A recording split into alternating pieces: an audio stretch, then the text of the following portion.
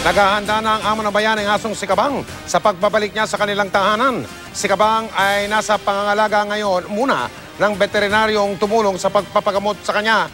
Ang lokal na pamahalaan naman ng Zamboanga, tutulong din daw para matutukan ng pag-aalaga kay Kabang. Mula sa lungsod ng Zamboanga, nakatutok si Katrina So.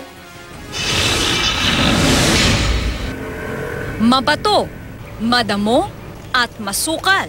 Ito ang madaraanan bago marating ang lugar ni Mang Rudy Bungal, ang amo ng hero dog na si Kabang.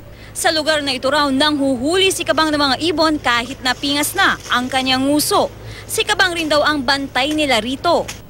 Dito nga sa munting tirahang ito ngayon nakatira si Mang Rudy at kasalukuyan niya nga ito ngayong inaayos gamit ang mga sanga ng kahoy na ito dahil balak nga niya na bago dumating dito si Kabang ay maayos na ito dahil pansamantala habang wala pang kulungan si Kabang ay dito muna sila maninirahan.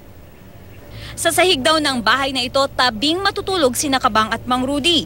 Pamilya na raw kasi ang turing niya rito. Nagdedelihensya pa raw siya noon para may makain ng aso. Aminado si Mang Rudy may mga pagkukulang din siya. Kumakain pa nga raw siya noon ng aso, pero nag-iba raw ang lahat. Siyempre, mahal ko. Pag ngayon nga, nalaman ko na may aso pala nga hero, ngayon hindi na ako kumakain. Kahit bilagsasakaan nga ngayon, pag may aso, may tutay ang makita ko sa basuran, kukunin ko, alagaan ko mabuti. Si Christina Dianching, nananawagan namang itigil na ang paninira umano laban sa kinakasamang si Mang Rudy. Itigil na nila ang pag-ano niyan, pag sira ng buhay ng tao. Kasi hindi naman totoo yun. Yung alaga niya, hindi niya kakatayin. Mahala talaga niya eh.